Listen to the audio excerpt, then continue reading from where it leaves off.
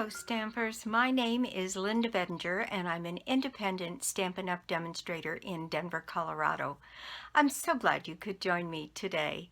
I have one of my 3 cards in a row, a simpler one, a medium one, and one that's a bit more elaborate, simple to simply stunning, and it is a different technique.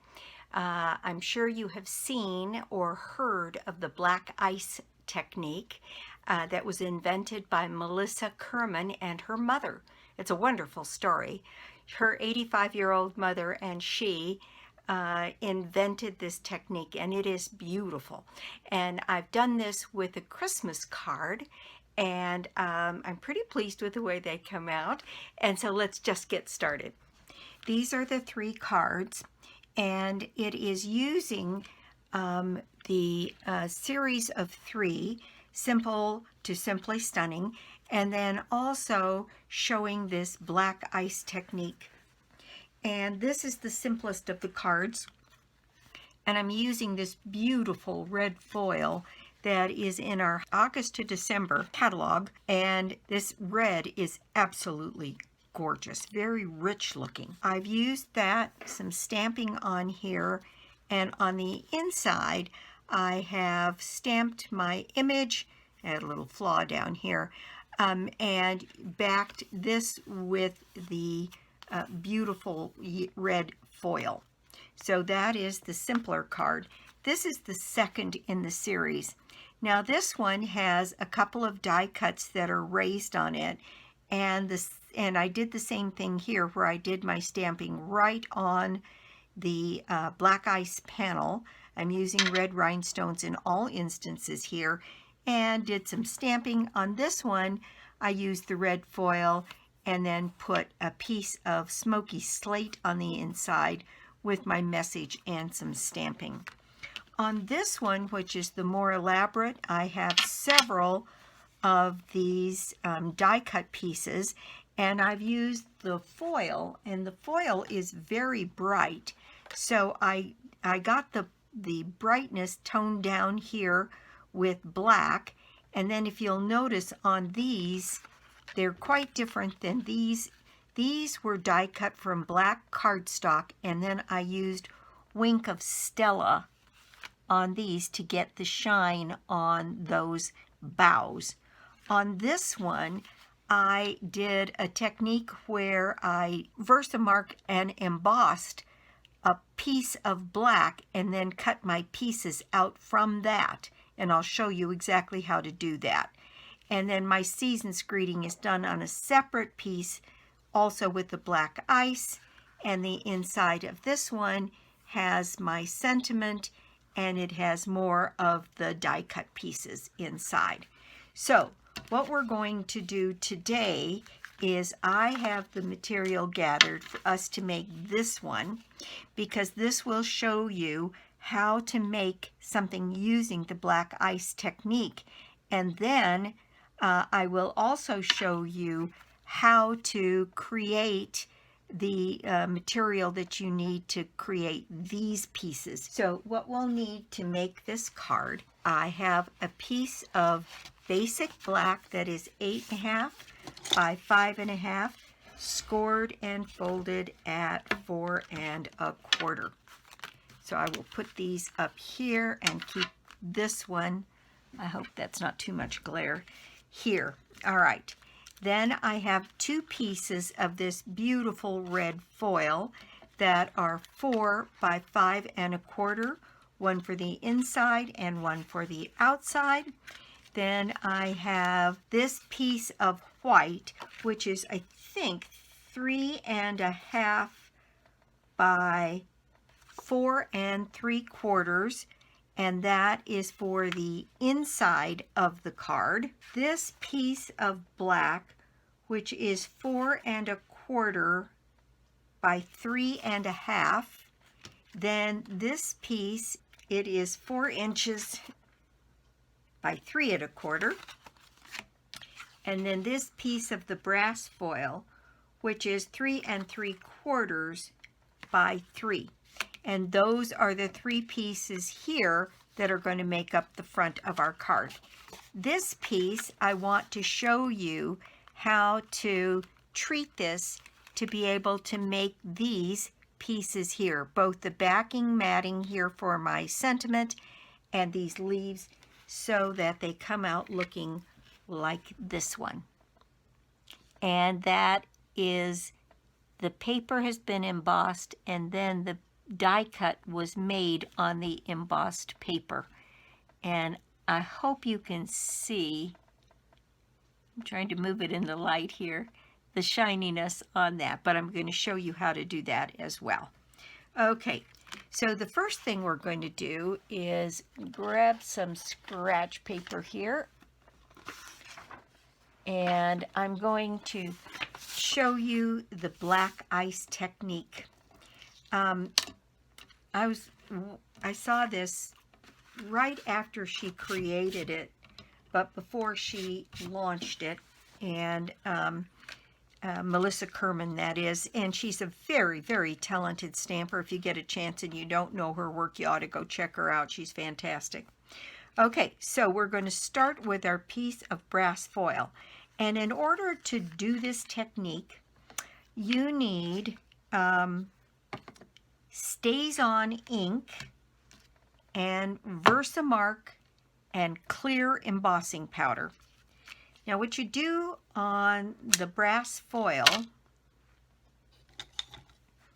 is to take the StazOn ink and you literally, I make a little tool for myself here. I've got just a sticky pad, sticky note, fold it over so that there's no sticky there, and then I can use this without getting my fingers full of ink to kind of hold this piece down and do what I need to do. What I'm going to do is I'm going to turn this upside down here, and I'm going to streak it across my piece, my foil, and I'm going to go both directions because I want this darker border on the edge. Now I'm going to turn that around, and I'm going to use this piece to hold down, and I'm going to do that again, and I'm going to pay special attention to those edges. And I like that. It's nice and random, and yet still has all of the black streaks. And if you want more black streaks on it, you just keep applying your StazOn ink.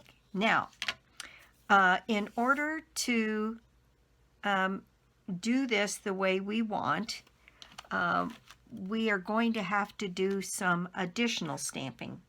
Now, when you use StazOn ink on your stamps, I'm going to use this littler one here because the space is a little bit smaller. You want to clean these off pretty quickly, and you want to use StazOn cleaner. That works really well because you want to get this off of your stamps as soon as possible. Also, the stamp cleaning pad that Stampin' Up! Sells also takes off the StazOn ink. Okay, so I'm going to get this nice and inked up. Use my little tool here, and I put one of these branches coming down from this corner. There we go. And it's a very sticky ink. That's by design. And Connie Stewart always says they call it StazOn for a reason. It doesn't come off. Okay, and you don't want to get this on you because it's pretty messy stuff. And then I'm going to put this one right down here in that spot and get that image. And then I'm going to use my pine cone, and I used my pine cone once up here at the top.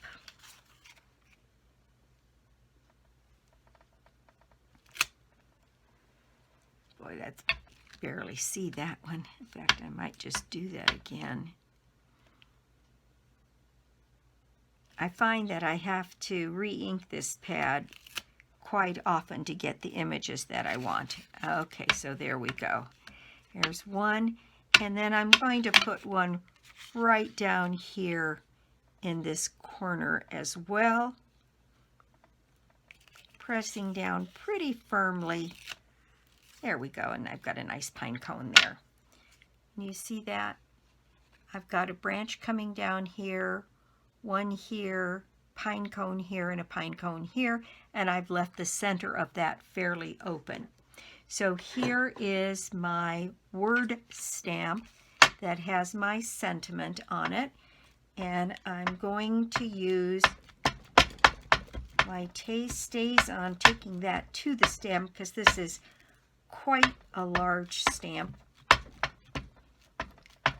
Lots of ink, and I'm going to set my message right down here in the center of my panel. And you can put this sentiment down first and then fill your pieces in, but I've made a few of these so I knew right where to put it. And if you don't, by all means, do it the other way. Okay, and I think that should do it. Yes. It doesn't look like it, but it's on there. Okay, the next thing for the black ice technique is to use VersaMark. Now, I have a tendency to use a single pad for black ice technique because it really gunks up your VersaMark pad. And so I have a tendency to sort of dedicate one towards it. And I re-inked this before I got started here. Now, it's very important that the ink on your foil is dry. My ink, my StazOn, is not terribly juicy, so I think mine is dry. If there's any question about it, use your heat gun to dry it to make absolutely sure that it is dry. Because if it's not, it can make a real mess. I'm pretty sure mine is dry. Now I'm going to take my VersaMark pad and I'm going to drag that over my foil all the way across, and then I'm going to turn it around and I'm going to do it again from the other side.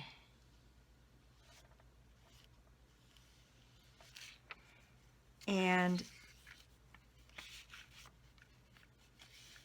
catch this corner because I don't want where I was holding it down to affect the card. So I'm going to do it one more time across the middle. Okay, that looks to me to be fairly well coated. And then I'm going to take my clear powder and my spoon, and I'm going to cover this with the clear powder. And you can see I got pretty good coverage, and it's fine if it's streaky. In fact, it's prettier sometimes the streakier it is. And some people do it so that you don't get full coverage and you just get streaks of it, and it's pretty either way in my opinion. I think it comes out beautiful no matter what. So then you take your heat gun, and I'll quiet the video, and you heat set the clear powder.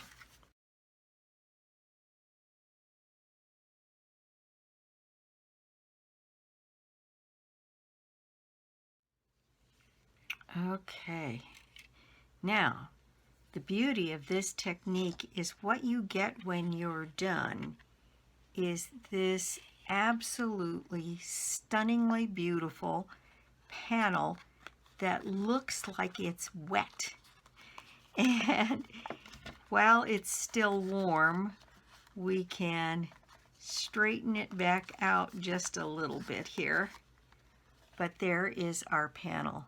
And you can see, I think, that the clear powder has been permanently put on there, and some of it is smooth and some of it is a little bit bubbly, but it isn't that pretty.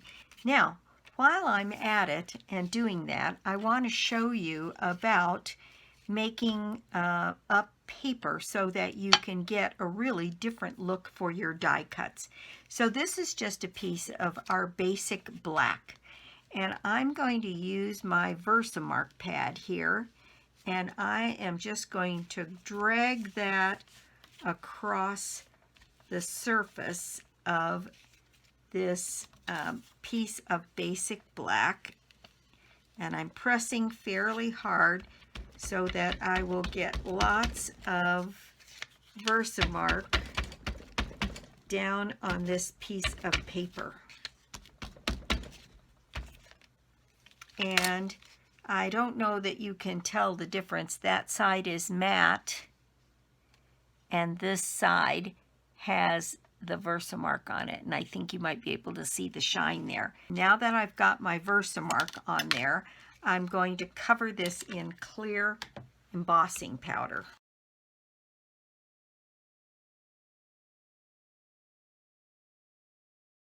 Now I'm going to heat set this piece of card.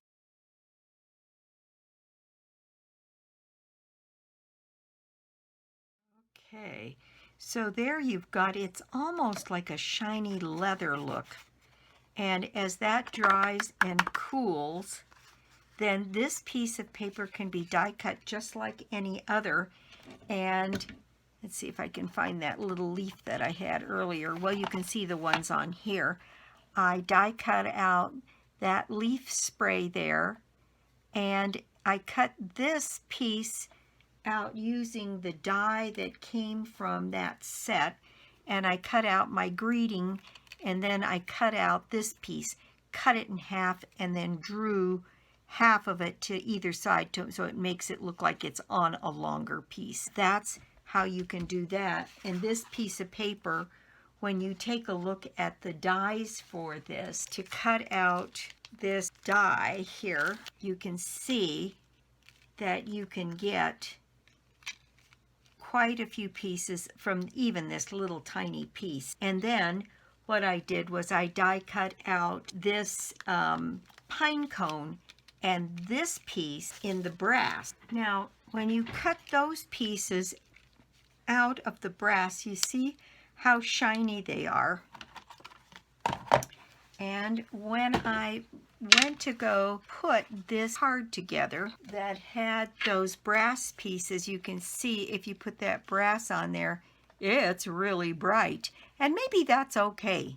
That would be fine. But if you want to take down the color a bit, what I did was I used my Stays On, and I just went down the face of this, like the pine cone here, and kind of went over it with the black Stays On to give it more of a toned down look. Now that looks more like the one that's on this card. So you can take down the color if you want, or you can leave it super bright if that's what you'd like to do. But there we go. That's how I got that effect. And this is the paper and how you would get those cuts on black shiny paper like that. Okay, so let's put our card together. I have our piece that is done here, and it goes next on a piece of the red. So I'll use my seal to lay down some glue on the back of this piece, and put this piece in place, and then this piece on the black.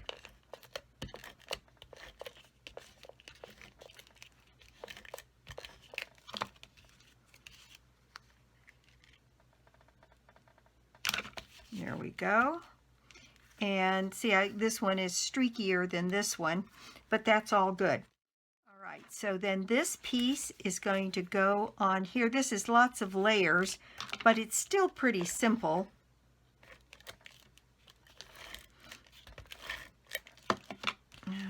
Okay, so this one gets centered on this piece, and then this piece goes on the front of our card.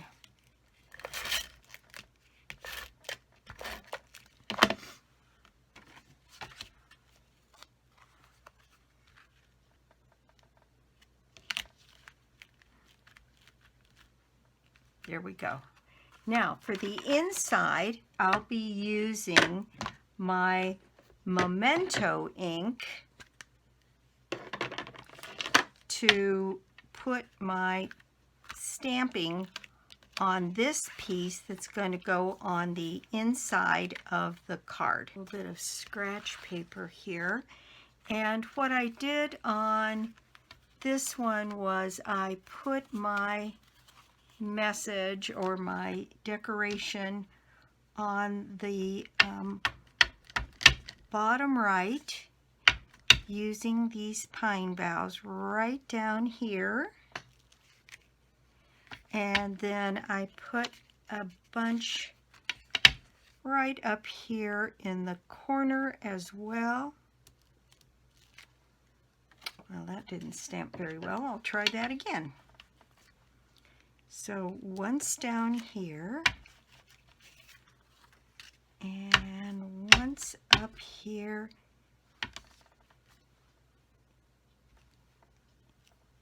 in the corner. That's much better.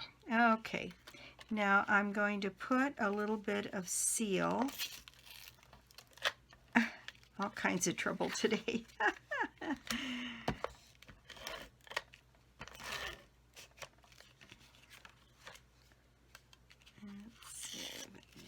Just get rid of that.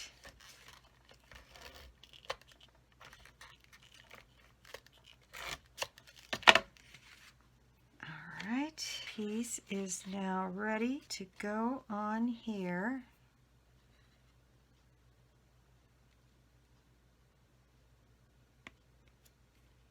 Just like that. And then that is going onto the inside of our card.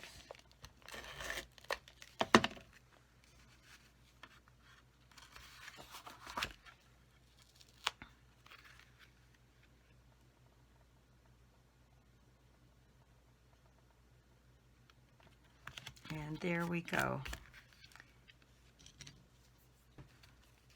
There is our card. Thank you so much for stopping by my YouTube channel today.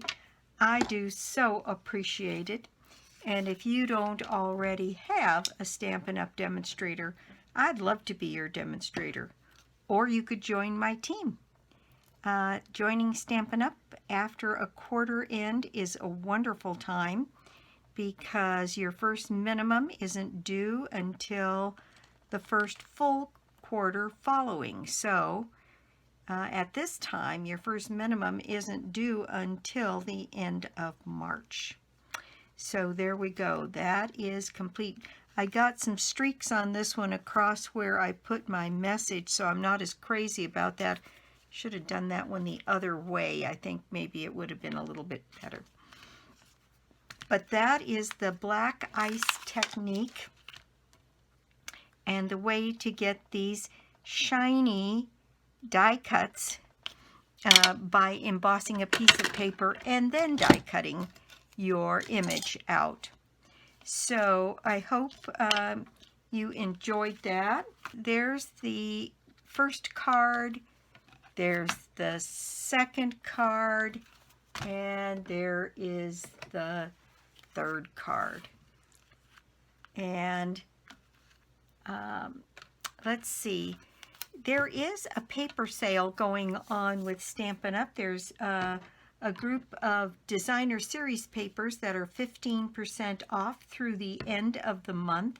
If you have any need for additional designer series paper, my prize for the month this month is the bundle of your choice out of any of our catalogs. Switch these around if I can get that glare off.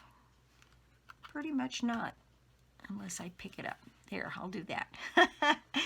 And to get yourself in my drawing, all you need to do is put an order of any size on my store, lbedinger.stampinup.net, or you can get to it through my blog, www.ingenuity.com. Again, thanks again for stopping by. I do so appreciate it, and I'll be back soon with more cards, more projects, and more tips. Bye!